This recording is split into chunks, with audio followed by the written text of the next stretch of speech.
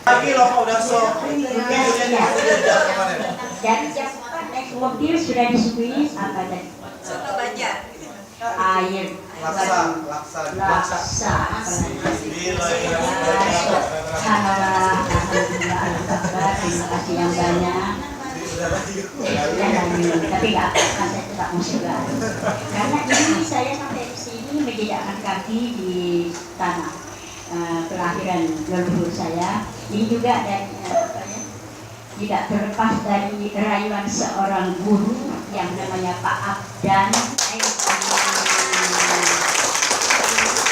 Waktu 33 ya Pak ya, guru Banjarmasin ke SMA 1, saya tidak begitu melekat melihat wajah-wajah mereka.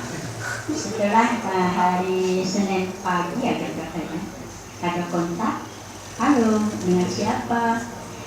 Sudah apa ya, kalau orang Belitung itu sudah pahit-pahit, manis-manis, lembek-lembek merayu saya. Saya Bu, yang dari Banjarmasin kemarin, Bapak ini yang mana ya wajahnya? Aduh, tapi sekarang melekat nih Pak. Tadi di SMA 1 tadi ada seorang bapak bertanya, yang kepala sekolahnya mau langsung ibu yang berbicara, tapi saya katakan tunggu dulu Bu, agar kelihatannya begitu semarak kita diskusi dulu. Saya meminta pertanyaan dulu. Wah, salah satu orang dulu bertanya, Pak, apa hubungannya SMA nomor 1 dengan Laskar Pelangi? Wah, Pak sebagai memberikan masukan bahwa begini. Terus saya tanya, Pak, Bapak udah baca buku belum? Udah nonton film belum? Wah, kayaknya Bapak ketinggalan kereta. Yang Bapak itu tadi, dia tersenyum-senyum. Ya, maaf aja ya Pak. Saya bukan terlalu membanggakan juga Laskar Pelangi ini, karena terus terang aja memang sudah mendunia. Itu sudah diterjemahkan dalam 34 bahasa. Ya. Jadi ini sebenarnya murid saya yang nakal, Pak. Ya, dia hampir 18 tahun tidak ketemu, terjadi tsunami, dia memperkenalkan diri, saya sedikit tidak kenal. Terus katanya, Bu, saya punya saya sudah jadi orang. Oh, selama ini kok nggak jadi orang? Yo, aku nih nggak miskin lagi, aku udah kerja di Telkom. Oh, bagus anak. Tapi Bu, aku udah ada harta yang kami berikan tadi Bu. Saya terkejut. Tidak pernah mengharapkan. Tapi aku ada menulis sebuah buku Bu, khusus untuk Ibu. Yuken, buku apa? Saya terkejut setelah 2 bulan, dia pulang, bukunya heboh. Waduh, anak ini bikin ulah. Sampai anak saya yang bungsu marah-marah sama omnya, suami dia itu bilang, Lan, saking miskinnya umat kau tuh ngajar ke SD Muhammadiyah tuh berbedak gak dengan tepung beras dan segala gitu. Oh iya, masih pakai bedak ini ya Bu ya. Anak saya marah banget, kurang ajar banget, Mati yang penulis itu masa emak dihina kayak gitu. Jadi setelah saya baca buku, oh nggak apa-apa. Itu beras itu bedak nomor 1. Kalau mama lagi garis kemarin nggak jerawatan seperti kalian. Oh, umat masak sih? Iya. Kalau nggak pernah, makanya sampai sekarang mama itu kan nggak bolong-bolong gitu banyak.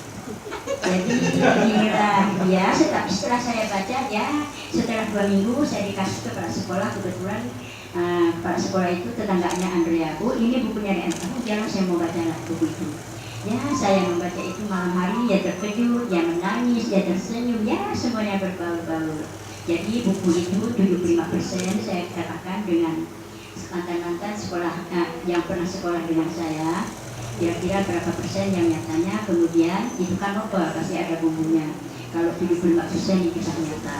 Jadi kalau orang 10 itu begitulah kita harus sebagai penyelamat katanya untuk memenuhi syarat dari Provinsi Sumatera Selatan bahwa sekolah itu bisa jalan kalau muridnya menerima 10 orang. Saya sangat prihatin sekali selalu melihat wajah ayah saya yang begitu kusam, ingin mempertahankan satu-satu sekolah yang bernafaskan Islam di Kota Bantul itu. Tapi apa daya, Yayasan Muhammadiyah tidak begitu ingin mempertahankan sekolah itu. Jadi saya kemarin juga berpikir-pikir, kok kenapa ya sekarang SD Muhammadiyah dibuat replika, berduyun-duyun orang datang ke SD itu, bukan hanya dalam negeri tapi juga dari mancanegara.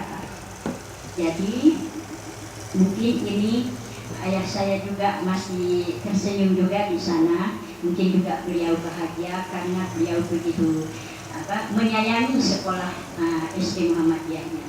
Jadi suatu berkah. Kemudian tadi saya katakan juga dengan Bapak Guru itu, Pak, jangan ketinggalan kereta. Sebab orang-orang mancanegara juga kemarin 22 guru dari Korea datang mengunjungi ke rumah saya.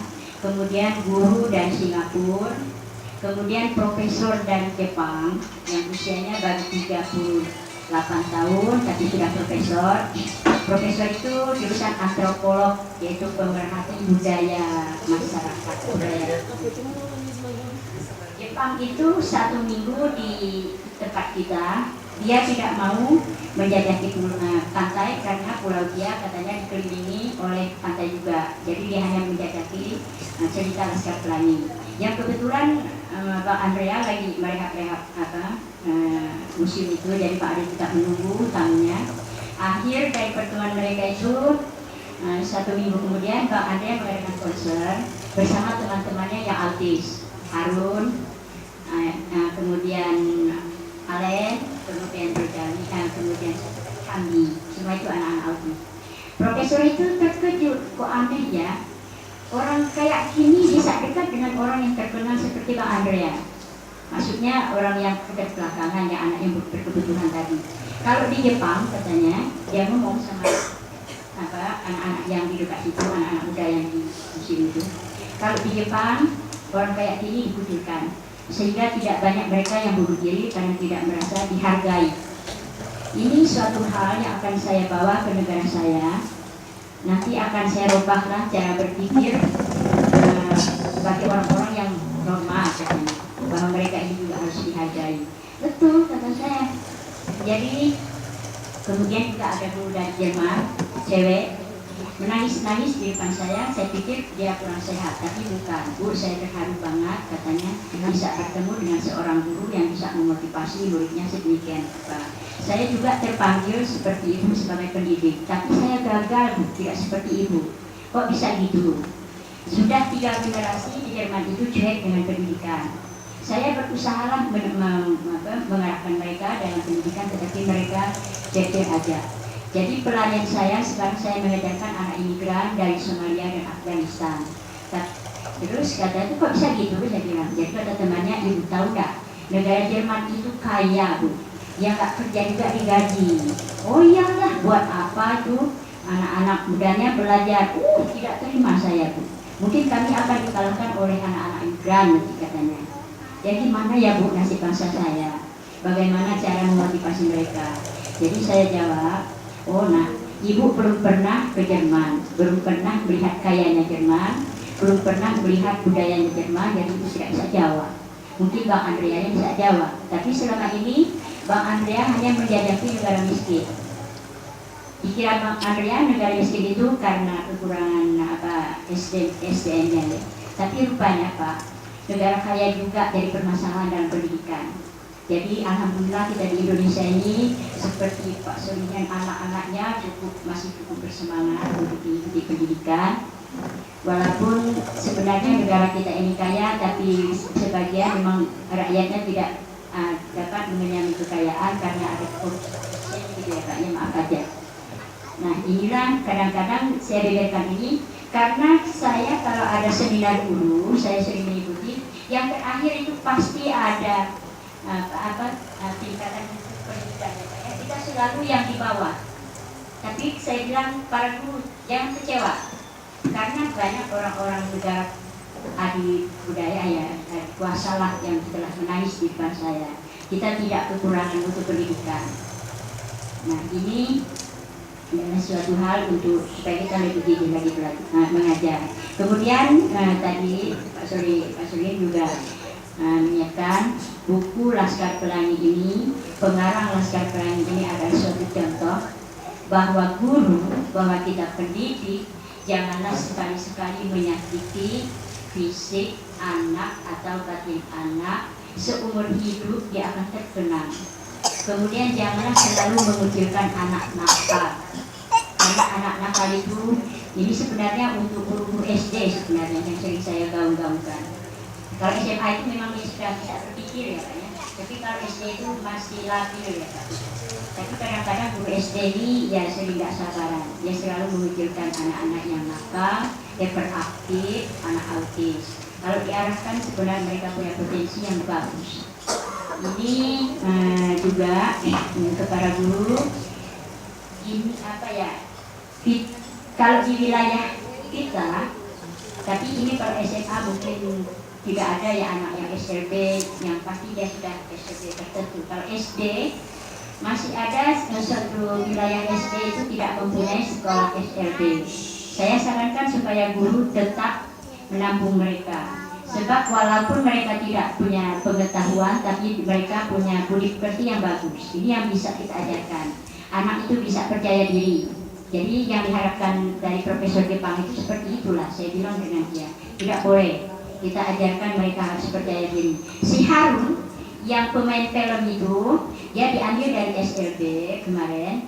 40 hari dia syuting, banyaklah kemajuan-kemajuan yang didapatkan dia. Umaknya itu umak angkat, dia itu sebenarnya anak orang Tionghoa. Kalau di Belitung, orang Tionghoa itu melihat yang melahirkan anak cacat ditinggal di rumah sakit. Tidak tahulah kalau di sini. Jadi terpaksa perawat harus mengasuh anak-anak Cina seperti itu. Tapi alhamdulillah kata mbaknya, walaupun begitu dia sekarang sudah membawa saya ke sana ke sini. Si Harun itu 40 hari. Karena di Bandung kemarin saya bertemu dengan 1000 guru yang baru diangkat, yang dipertanyakan itu bagaimana menghadapi anak autis, anak hiperaktif. Ada lagi ibu guru, Bu Mus, saya juga punya anak autis, tapi apa dia harus dipisahkan dengan anak normal? Kata saya tidak boleh, harus tetap dibaur. Karena anak yang normal itu setiap saat selalu dicontoh dia, dilihat dia. Kemudian ada lagi, Bu Mus, saya punya anak autis, tapi orang tua yang anaknya normal itu marah-marah, anaknya tidak mau dibawa dengan anak autis. Oh, dipanggil aja orang tuanya. Kalau anak ibu seperti ini kami kucilkan bagaimana rasanya. Tidak boleh, kita harus memberikan semangat kepada anak-anak autis. Kemudian juga apa ya? Saya harapkan kita beruntunglah Bapak Ibu guru, kita sebagai pendidik, kita mengajar sambil mencari nafkah, sambil menabung untuk di akhirat nanti. Karena 3 amalan yang diterima Allah itu ada pada kita, salah satunya yaitu menyampaikan ilmu yang bermanfaat. Tapi ilmu yang bermanfaat ini harus kita tanamkan seperti jujur supaya tercatat untuk tabungan kita. Kemarin saya tahun 2009 pernah diundang Ibu Risma ke Surabaya bertemu dengan 500 guru. Saya ucapkan begini juga, beruntung para guru. Kemudian tahun 2012 kita diundang lagi, bertemu lagi dengan 2000 guru. Bu Risma bilang, Bapak Ibu guru, betullah kata Bu Mus, besarlah harapan Bapak Ibu guru untuk masuk surga. Nanti ajak ya saya masuk surga, kata Bu Risma. Terus waktu saya jadi pembicara, Ibu Risma jangan khawatir, kami nanti berjalan kaki menuju pintu surga. Ibu Risma akan kami gotong ramai-ramai karena Ibu Risma juga memikirkan nasib guru. Bagaimana, setuju enggak Bapak Ibu guru? Ya gemuruh, dia bilang setuju. Ini kisahnya di Surabaya. Jadi saya sudah berjalan ke Lubuk Linggau, ke Batam, ke Palembang, Bogor, kemarin bolak-balik, Bandung, Jakarta, Jogja. Makanya Pak Suryani bilang, Pak Sabar, aku nih tahun 2012 kemarin untuk perjalanan, untuk undangan perjalanan karena keadaan fisik lah saya sudah ngumpul-ngumpul. Jadi sudah 4 tahun saya nggak pernah keluar. Tapi ada rayuan gombal dari Pak dan ya saya timbul semangat karena saya juga berpikir kita 7 beradik, kakak saya yang 2, kemudian adik saya yang bungsu itu sudah punya istri orang Sanggau, adik saya yang mengajar TK sudah juga menjejakkan kaki di tempat kelahiran leluhur saya. Cuma ada 3 beradik yang belum menginjakkan kaki di Kalimantan.